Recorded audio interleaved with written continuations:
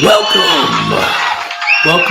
to the Spit or Swallow Beer Review. Shagdog, no jammer. We're doing Red Stripe. Red Stripe. It is an adjunct lager, American adjunct lager by Desnos and Geddes Limited in Kingston, Jamaica. That's where it came from. Of course, you see it right on the back up here. Good since 1833, so that's when I guess they came out with it. And 69 on Beer Advocate, 4.7% ABV. According to the notes from themselves, it does have Pilsen malt hops. Doesn't even say what hops. Just says Pilsen malts, hops, Cassava, starch, and water. So let's do it. I'm not a big Red Stripe fan, but I saw this big bottle there. I don't know how many ounces this is. What's it? A pint? Yeah, 24 ounces. 24. 1 pint and 9 ounces. Yeah, 24 ounce. So 24 ounce bottle. Wow. All right, let's get into it. There's the Red Stripe cat for you cat pervs out there. It's a lovely. I can't tell if that's silver. I guess it's a silvery bronze looking color, I guess. I don't know. With the red stripe. It should have been white. Didn't they used to be white? I thought they used to be white caps with a red stripe, but that's okay. Yeah, let's get into it. I was about to drink it out of the bottle. I'm normally not a big fan of Red Stripe. To me, it has like a wet cardboard taste. And probably a lot better out of the bottle or a can. But I saw this. I was like, why not? Let's do something popular before I go into some Georgia craft beers or something. Yeah. Georgia, South Carolina.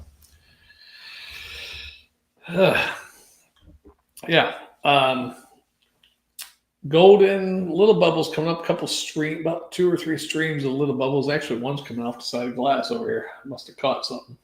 Glass must not be. I don't know if you can see that. Probably can't. Weird. The bubbles are almost done, actually. Head's still retaining, though. So far, it's about a finger head. White, frothy head. I can smell it from here. Let's just go ahead and pour a little bit more in there. Yeah, it smells corn starchy. And they did say they actually said starch, huh? Cassava starch. Corny, starchy.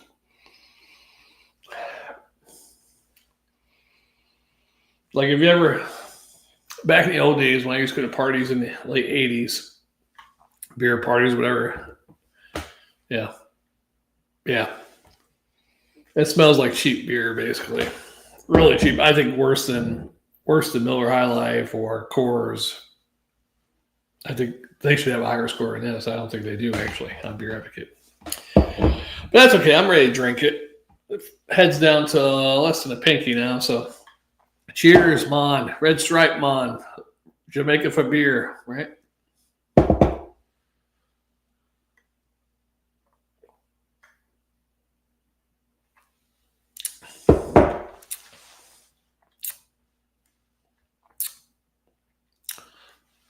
Not real bad. At least that wet cardboard taste is only slightly, which I think is whatever type of hops they put in this. And it gets spoiled because it's either in heat, hot, cold, back and forth, or too much sunlight. Luckily, it's a brown bottle, so it does protect it a little bit from the ultraviolet rays. So it's not as cardboardy, wet cardboard as usual, but there is a hint of it there.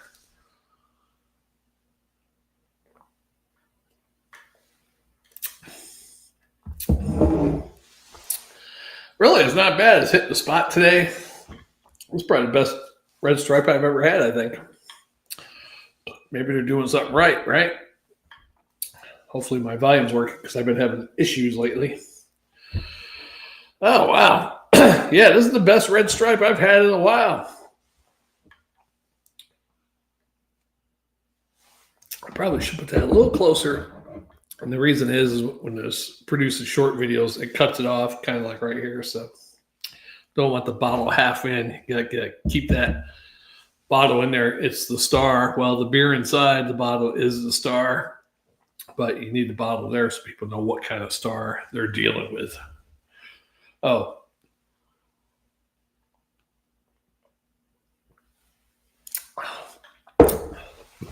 it's pretty good today. I'm pleasantly surprised with this. Every time me and Jared go, we must have got old ones, because this is a lot better than the ones I've had in the past. So, and I've heard some people say Red Stripe's a hit or miss. So who knows? I wish I could tell in the bottle when this was bottled. It does have the certain facts. Calories 140, it looks like. Carbohydrates 13 grams. Fat 0 grams. Protein 1 gram. That's about it. Since 1928, Red Stripe has embodied the spirit, rhythm, and pulse of Jamaica and its people. So the date on the screen there, 1833, maybe that's when the brewery came out. But apparently Red Stripe, 1928 says on the back of the bottle. So, hey, yeah, it's good. I heard some people say Jamaica's a pretty bad place, certain parts. Some of the tourist parts are all right. But it's like some of the other countries you go to the Caribbean, yeah. Apparently not as bad as like Haiti, but probably 2 steps behind, yeah.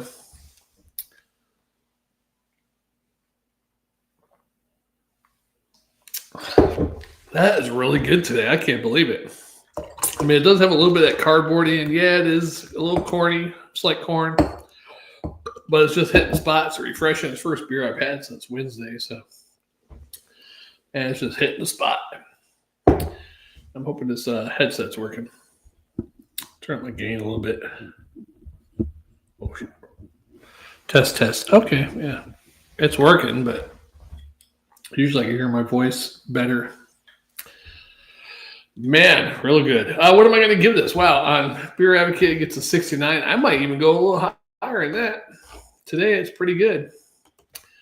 I don't know if it's just one of those days. It's hot. I went beer shopping, kind of a long, not real long drive, but 30 minutes both ways. An hour and plus shopping time to get this beer and other beers, but it's worth it. Man, I'm going to give this a B plus and a swallow and a quarter. What the heck? Oh, I got a match, huh? Let me check this out real quick. Hold up. I got a data match. Only a few seconds left. Oh, wait. She never swiped back, or she never messaged me. They got to message you first.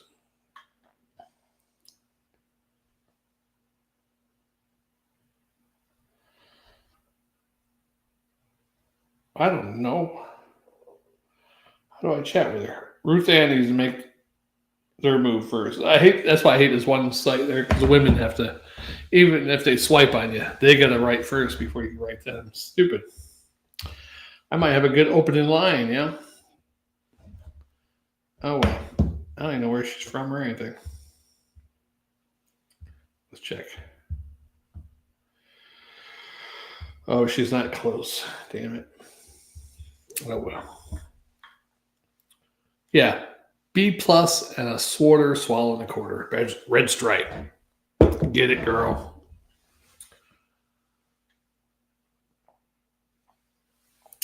I don't know why Red Stripe has a red stripe. What's the big deal about a red stripe? Why is Red Stripe called Red Stripe, and what does the red stripe mean? I didn't say that.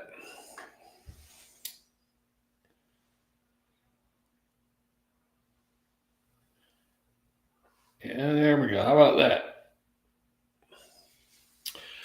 Red Stripe beer is named for a red stripe that ran down the side of the trousers of some Jamaican police uniforms. I remember some old auxiliary police back when I was a kid in the late 70s had like a red stripe. Matter of fact, the Marines or Navy have pants that had a red stripe at one time too for their dress uniforms. Which the founders of the brewery, Desnos and Geddes, noticed during a routine visit. The name was chosen to reflect a distinctly Jamaican identity and stand out according to lovely package. Stand out identity of the police? I don't know.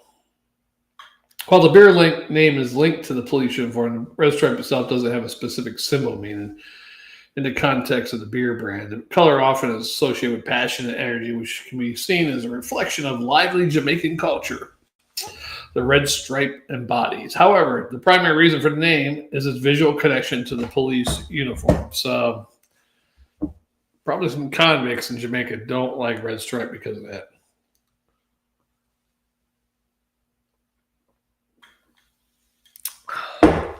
Pretty good though today. And that's 2 beers worth of red stripe. Now I want to go out and buy this again.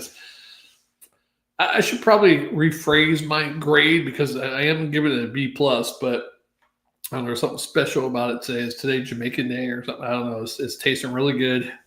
B plus in the swallow, but normally I would give this like a C minus or a C, maybe a C plus on a good day. But some reason it's hitting home, man. Maybe it's because of Hulk Hogan. I actually looked for that beer, the American Beer. Jammer did it once. Check out that video. But I was looking for it just to give a shout out to Hulk Hogan.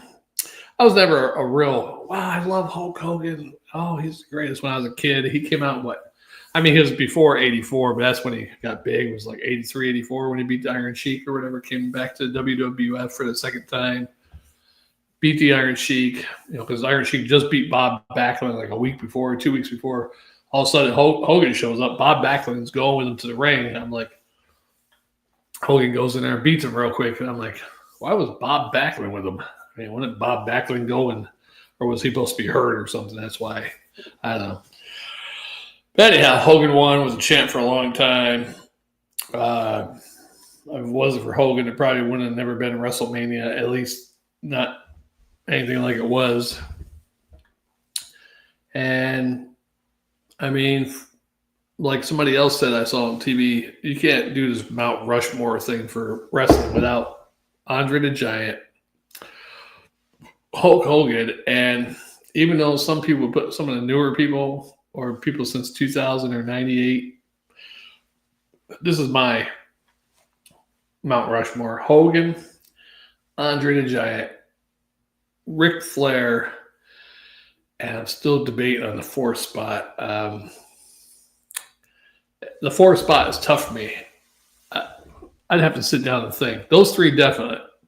Ric Flair, Andre the Giant, Hulk Hogan, Mount Rushmore. Number 4 spot, I would have to sit down and weigh my options. I mean, you got Sting. I mean, somebody's been in it for a long time. I mean, Sting basically forever faithful to WCW. Never, when WCW shut down, he didn't join WWE for a long time. He could have went there, but he said he didn't go because the first time what they did to Booker T, he says, yeah, he's not going there. He felt they were treating WCW wrestlers wrong.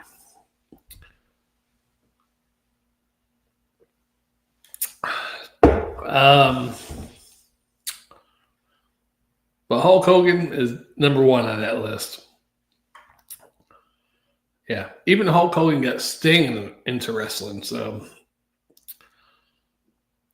I think Sting introduced himself, because Sting was a bodybuilder or whatever, aspiring bodybuilder, and saw Hogan at the gym there in California, went up, introduced himself. So really, I think Sting, and after that, Sting and Ultimate Warrior went into wrestling. They were both bodybuilders. And, hey, we're going to be wrestlers. So Hogan really inspired them. I don't know if Hogan inspired Ultimate Warrior, but he inspired Sting, I think. Yep. But I didn't find that beer. I did get another Freedom beer, but it's not the Hulk Hogan real American beer, but it's something called Freedom. But that's okay. I saved that one maybe for Jammer. I might not even do too many today. This is going to be 2 beers worth here. I might drink one more.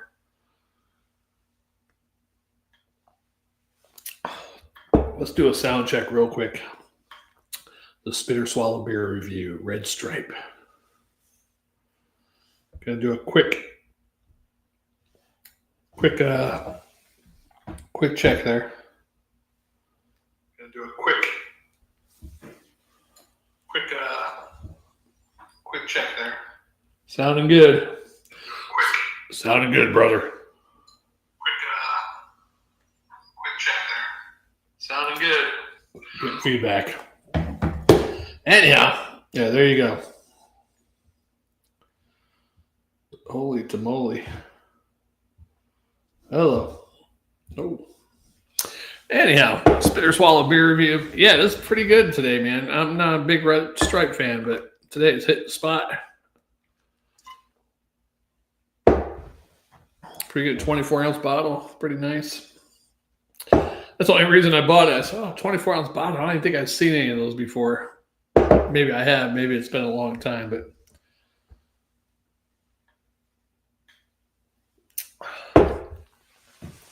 oh, Hulk Hogan. I watched the Friday Night SmackDown, 10 bell salute thing they do for wrestlers that pass away. In the front there, I believe one was B. Brian Blair. I'm assuming he might have been good friends with Hogan. I think he lived in Florida.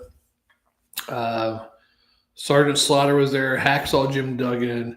Of course, Jimmy Hart. Ted DiBiase. There was some other guy. He looked familiar. I couldn't tell who he was, though. And then the rest of the wrestlers. I'm maybe Monday night on Raw, they'll probably have something even bigger on there, probably. Because, Friday night, you figure when he died? Thursday? What day did Hogan die? Hulk Hogan died on July 24th, 2025. So that was 2 days ago. For Thursday, yeah. So you figure they whipped that up real quick for SmackDown. I'm thinking Raw will have something also. I'm thinking, is Monday Night Raw going to do anything for Hulk Hogan? WWE is playing a tribute to Hulk Hogan on Monday Night Raw, potentially including an in memoriam montage, but more than that is unlikely due to concerns about potential ratings drop, according to Ringside Roster Facebook. While a full-fledged tribute show is not expected, that's what they should do. The ratings would have dropped; they would go up. All the people booed Hogan back on that Netflix premiere. Probably feeling bad about themselves right now, right? You booed Icon because you're a liberal. You didn't like his political views because he supported Trump, and you're going to boo an Icon. Now you're probably supporting him and missing him. Want to be part of it. But I tell you what, if anybody booed him, and you know them, report them. Report them to the Hulkamania maniacs out there. Yeah, I've never been a big Hulk fan, but I always liked him. I was like Hulkman, but for some reason I got sick of it after. At first, I didn't even like him when he beat the Iron Sheik. I was like, the hell? He just got to the company. Why the hell are they letting him win the championship belt?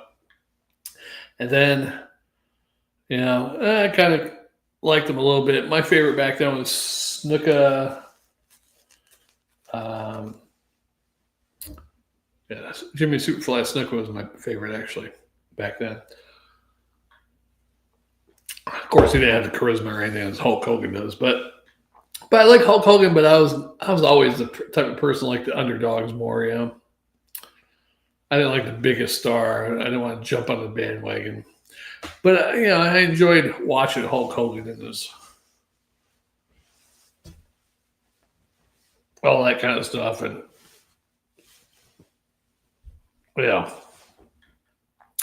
enjoyed it. Hulkamania. It was from about 1984 to 87. It was pretty cool, but after 87, it just started getting old. By that point, I was probably growing up. I was like, I turned 16 at the end of 1987. So, beginning of 87, I was 15. So, Hulkamania stuff. But you know, he went to WCW, kind of a big celebration when he first got there, but after a while, everybody, I think, was sick of the red, Hulkamania and the red and yellow, and then all of a sudden, the NWO thing happened, and I knew it as soon as he came out.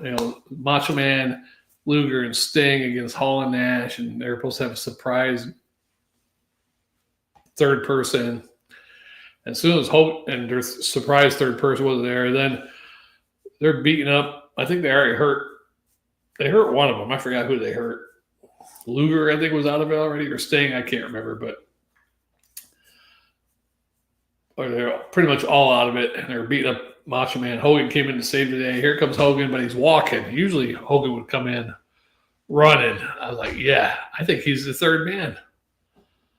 Even the announcer supposedly didn't know it. Bobby Heenan and whoever else was out there, Jim Ross, not Jim Ross, I forget the other guy's name. Supposedly they weren't even in on it. And then they actually started questioning, is he the third man? Bobby the Brain started saying, I think he's the third man. And they're like, no, he's not the third man. Or maybe vice versa, the other guy was saying it. I think it was Bobby the Brain guessing it. I think he's the third man. No, he can't be the third man. No, he can't be. He's coming in to save him. Okay. They were actually surprised by it themselves, too. It was nobody knew about it except for Bischoff, Hall and Nash, and Hogan. I guess. Maybe Sting might have known, but those guys might have knew about it. Like right before the match or something. Originally, it was supposed to be Sting that joined the NWO, but babyface of the company, lifelong. Hogan didn't think he'd want to do it, but then they asked him, and then he did it. So I think it went a lot better with Hogan. I mean, Sting did all right anyhow with the Crow transformation. So, but Sting could have been good with that disgruntled and turning into the Crow as he's joining the NWO too. I mean, that would have worked too, actually. The whole Sting Crow thing was great. I mean, he didn't talk for like almost a damn year. He's up in the rafters. He, slowly transformed, being disgruntled with the company or whatever. And then you didn't see him for a while. Then you started seeing him up in the rafters. Yeah, that was great. Awesome. But yeah, Hogan with the NWO was great. When he came back to WWE after they bought WCW, tried to do the NWO thing. That didn't work out too well. He went against The Rock. I guess he became good again. Just by that time he was getting old. They did the TNA thing for a while. Wasn't too bad, but it just wasn't like the old days. It kind of more like the NWO, but like corporate NWO when they were doing the TNA thing. Then Sting became the Sting Joker Sting or whatever. That was pretty good. I didn't watch any of that back then. I watched the reruns later on. I didn't watch wrestling at that time. In the 2000s, after WCW got bought by WWF, I fucking said, I'm done with wrestling. Fuck. Are you kidding me? And TNA, I think it wasn't on TV at first, and they finally got a thing, but I think I was working it, and I just never watched it. Never watched a couple times. I watched WWF. I mean, there was a couple, this is fun. John Cena, Kurt Angle, Brock Lesnar. But I never watched it because I think I worked nights. I just never watched it. At first, I worked like 4 to 12 shift, and I was working 12 to 8. I just never watched wrestling all those years. And now with wrestling, I started getting AEW back during COVID. COVID at that time. Started watching AEW. Started getting into that a lot. It actually reminded me a little bit of WCW, a little bit at first, but then I got bored with AEW after about a year or two. Some of the wrestlers I liked, again, the underdog type wrestlers, I liked damn, what the hell were they called? Damn, I can't remember their names. The Dark Order. I like the Dark Order. A couple other wrestlers, but they're showcasing MJF. I mean, I like MJF. He's good on the microphone. That's about it. But what's the tag team? The two brothers. They do super kick thing together or whatever, or some type of double knee thing or something to the head. Nick and Matt Jackson or whatever the hell their names are, the Young Bucks. After about 2 months, 3 months seeing them, I was like, same shit over and over.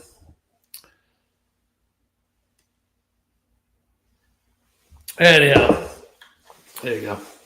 Now, I do have WWE 2K19 and WWE 2K24.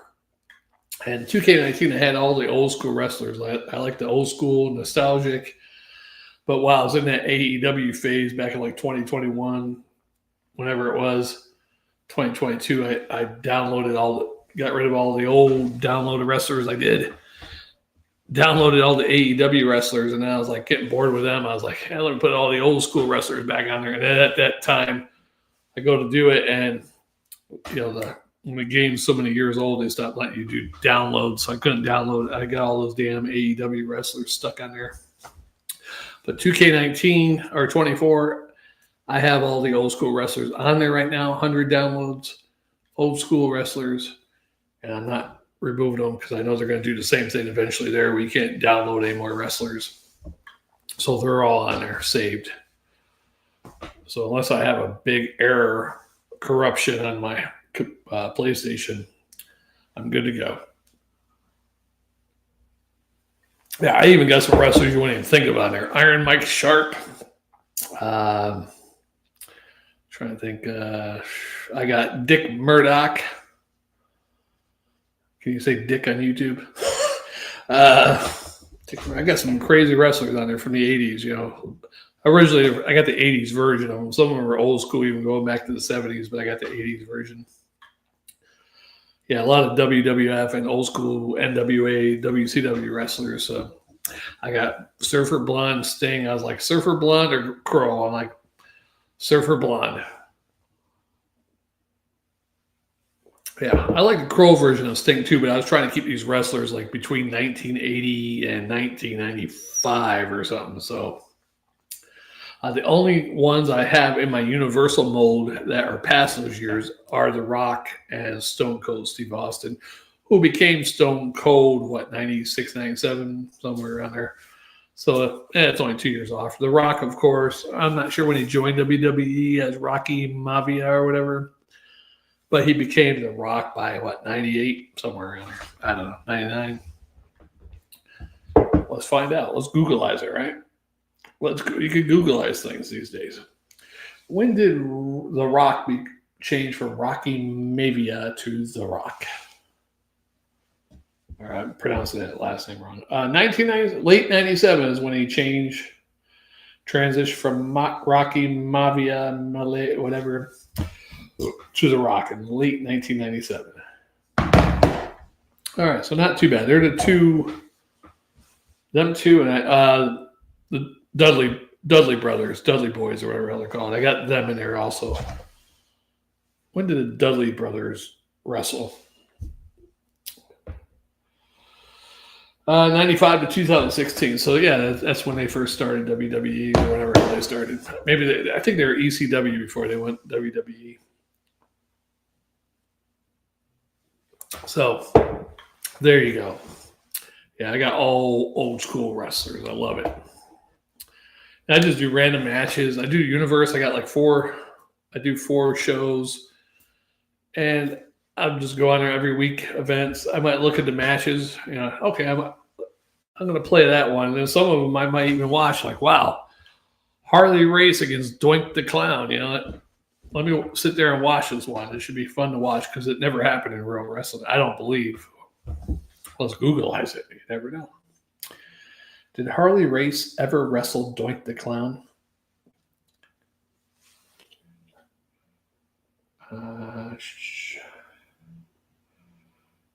No, Harley Race did not wrestle Doink the Clown. So there you go. Dream match, right? Now, I don't like the version of Harley Race on the game. He's actually in game as a legend. It's the King Harley Race. I don't like that King crap. That was kind of gay. But I'm sure Harley Race, when he was done with that stuff, was like Can't believe I did that bullshit for Vince McMahon, you know? Wearing a crown and all that shit. But, at that time in WWE, you had to do something. You had to do something to get over with that crowd because they like the, they weren't like NWA or anything. They were like, oh, you got to be a tugboat sailor or, different. And they did that all the way up to the early 90s, even up to like 95, 96. I think they were still doing shit like that. Now, they did it in other wrestling organizations too, but not as bad, I don't think, especially with already stars. They have stars come from other organizations over to WWF, and they, like Terry Taylor, they made him the fucking Red Rooster. That was horrible. The other guy was one of the Rougeau brothers, made him the Mountie, like a fucking Canadian police or whatever. Some horrible characters there. Repo Man, one of the guys from Demolition, became the Repo Man. He's like got the little mask on. He's like more like a burglar. It looked like a fucking hamburglar or something, like sneaking around. It's a weird little mask he had.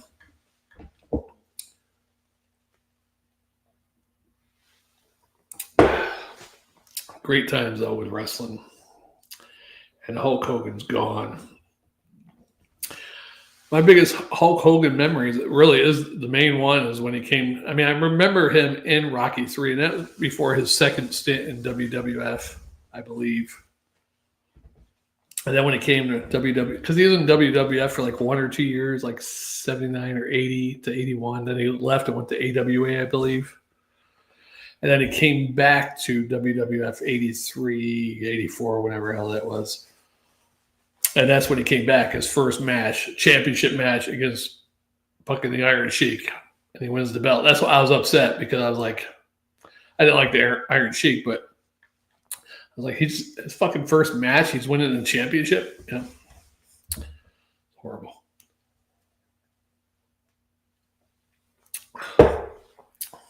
Pretty sure that was his first match.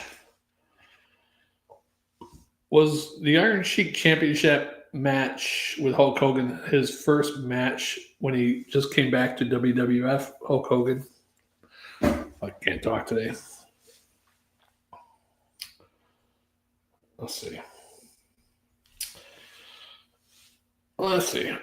When did Hogan return to the WWF before when he won the championship?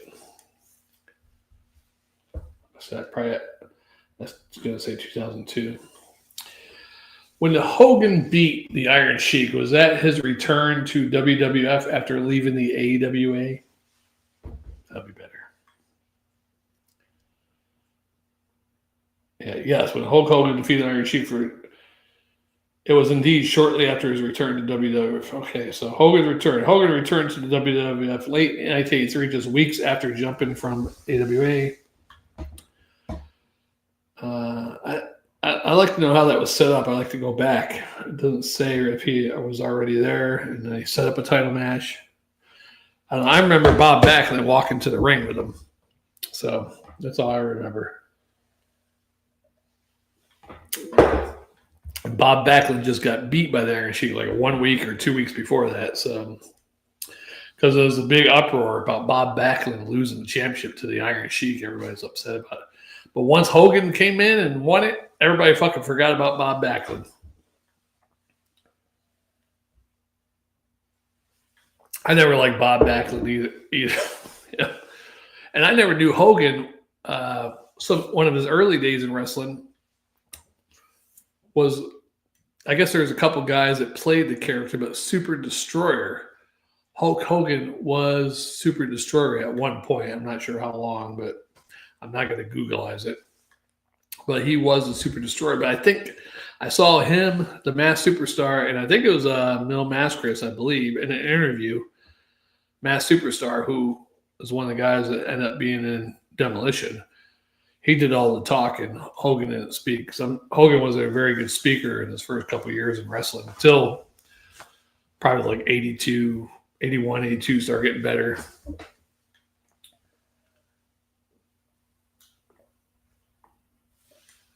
Another amazing thing, Hogan, I watched some newly released thing, showed some of his matches. It showed him against Andre the Giant. He fought Andre a few times back in the early days before the big WrestleMania 3. I saw the Shea Stadium one before, but I didn't see this one. It was only a couple months later. It was in Madison Square Garden. You know, Hogan was a bad guy at that time. And he slammed some of the crowd, I guess. Probably didn't see Hogan or slam him before in Shea Stadium. I think he slammed him in Shea Stadium too, but when Hogan slammed Andre in Madison Square Garden, this is like 1981. This is before Hulkamania. The crowd went silent, like they'd never seen. You know, WrestleMania 3, they're going ecstatic. You know, of course, Hogan was the good guy. Andre was the bad guy at that time, but face and heel. But when he body slammed him in 81, the crowd just went quiet. It was like weird, you know, watching Hogan slam Andre the Giant, but the crowd's just quiet. You know, it's kind of weird. Never seen that before. You know, I did see the Shea Stadium one, but it's been so long I can't remember how the crowd reacted to that one. So, but I remember that WrestleMania 3. I didn't see WrestleMania 3. I probably saw it later on VHS or something. One of my friends got it. You know, there was one of the WrestleManias I saw. My friend had the pay-per-view on it. 5 and 6. I think it was WrestleMania 4. It might have been 3. I think it was WrestleMania 4, though. Yeah, WrestleMania 4, one of my friends got WrestleMania pay-per-view. I think that's the only one I saw live. But yeah, I was excited when they seen Andre the Giant get slammed by Hogan, actually. Yeah. Not too many people picked up Andre the Giant. I've seen somebody else pick up Andre the Giant too, but yeah, it was far and few between people picking up Andre. Yeah, Mount Rushmore: Hogan, Andre, Ric Flair. And it's tough for me for the fourth one. I'd have to sit down a whole day and really struggle with myself to get the fourth person on the Mount Rushmore of wrestling. I definitely got the three right there: Ric Flair, Andre, and Hulk Hogan. They made wrestling. Andre, you know, just being who he was, the eighth wonder of the world, he's automatically up there. And then Ric Flair, of course, NWA, Georgia wrestling, all those days. Ric Flair was the man. And the other organization from WWF, it was Ric Flair. Yeah, so, but I think Hogan still stood above Ric Flair.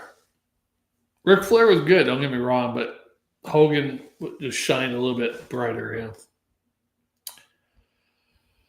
yeah.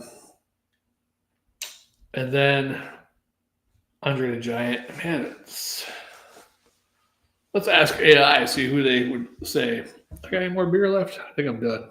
Shit. Who are the Mount Rushmore of wrestling?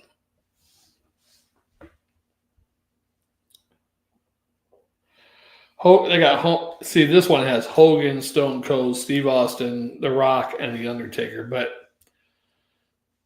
you can't put The Undertaker in there. Yeah, he's the dead man walking and all that shit, but he didn't change wrestling at all. Now, Stone Cold and The Rock, especially the two of them, yeah. I like The Undertaker, but even his character changed through the year. He became Biker Undertaker and stuff like that. He didn't become Hollywood Hogan like Hogan changed to Hollywood Hogan. Yeah. Undertaker's not on there. Hogan, Ric Flair, Andre the Giant, and yeah, Stone Cold, The Rock, I could put on there. But The Rock wasn't in wrestling long, as long as some of these other guys. Even Stone Cold, with his injuries. I'd rather put someone that's been in there. I would put John Cena.